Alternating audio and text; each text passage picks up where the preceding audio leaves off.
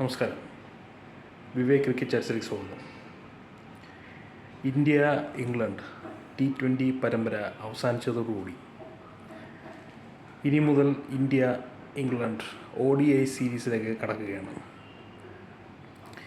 India versus England first ODI നാളെ നാഗ്പൂരിൽ നടക്കുകയാണ്. അപ്പോൾ ഒരു T20 പരമ്പര വിജയിച്ചതിൻ്റെ എല്ലാ ആത്മവിശ്വാസത്തോടുകൂടിയാണ് ഇന്ത്യ ഈ പരമ്പരയെ സമീപിക്കുന്നത്. പക്ഷേ T20 പരമ്പരയിൽ ഉണ്ടായിരുന്ന ടീമല്ല, ഇന്ത്യയുടെ ഫ്രണ്ട് ലൈൻ ടീമാണ് ഇന്ത്യ ODI സീരീസിലേക്ക് കരുതി വച്ചിട്ടുള്ളത്. ഏറെക്കുറെ ഈ ടീം ഇതിന് സമാനമായ ടീം തന്നെയാണ് നമ്മൾ ചാമ്പ്യൻസ് ട്രോഫിക്ക് വേണ്ടി തീരുമാനിച്ചിട്ടുള്ളത്.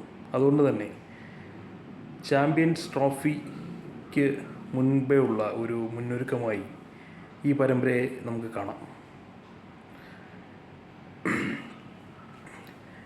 ഈ സീരീസിലെ വരുമ്പോൾ ഉള്ള പ്രധാന കൺസേൺസ് ഇന്ത്യയുടെ മുൻനിര ബാറ്റർമാരായ രോഹിത് ശർമ്മ, വിരാട് കോഹ്ലി മുതലായ ആൾക്കാരുടെ ബാറ്റിംഗ് ഫോമില്ലായ്മയാണ്.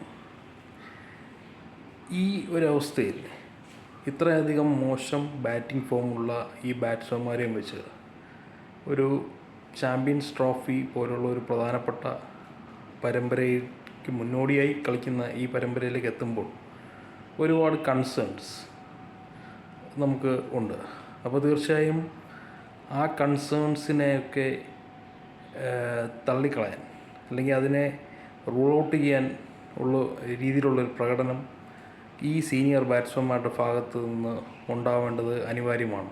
ഏതായാലും തീർച്ചയായും അത്തരം ഒരു പ്രകടനം ഇന്ത്യയുടെ സീനിയർ ബാറ്റർമാർ സ്വീകരിക്കും എന്ന് ആശിച്ചുകൊണ്ട് ഞാൻ എൻ്റെ ഈ വീഡിയോ അവസാനിപ്പിക്കുന്നു. നന്ദി, നമസ്കാരം.